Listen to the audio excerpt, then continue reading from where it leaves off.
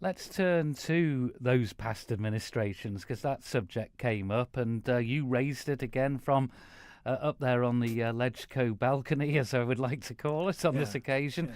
You said to the Chief Minister, where was the praise for past administrations in building up the funds which have allowed them to spend the cash, for example, on purchasing the steam packet company? Yeah, that's right. I mean, when I was elected in 1985, and a number of others were elected around that time who are no longer members of Tynwald, there were 3,000 people out of work and practically no reserve to speak of.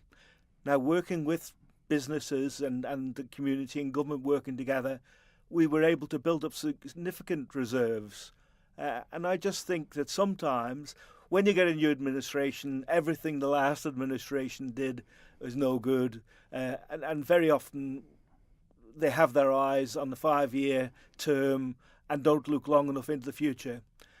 I'm not saying that that's the case here, but I'm saying that that is something that happens with governments, unfortunately. They would argue that they're not, they are looking further than 5 years, but they're certainly not looking back, it would appear, from the Yes, outside. all I'm saying is that there should be recognition.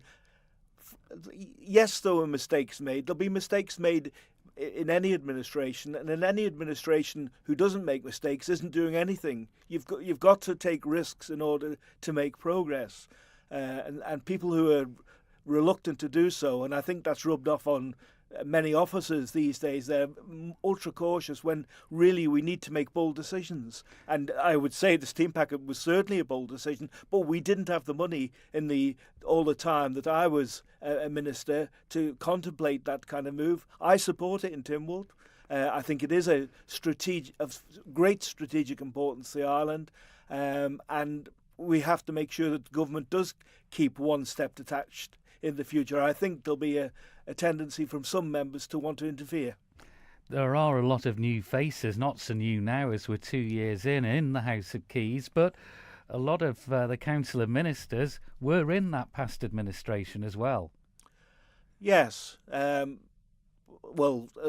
different roles. Mr. Yes. Skelly's in the same role. Yes. I would say that there aren't an awful lot of. I would say one of the issues with the present administration is the lack of experience. However, a number of them are doing very well and stepping up to the plate. But there are others who I don't have a great deal of respect for. But that's the nature of the game. They've been elected, and they have the right to make decisions they're making.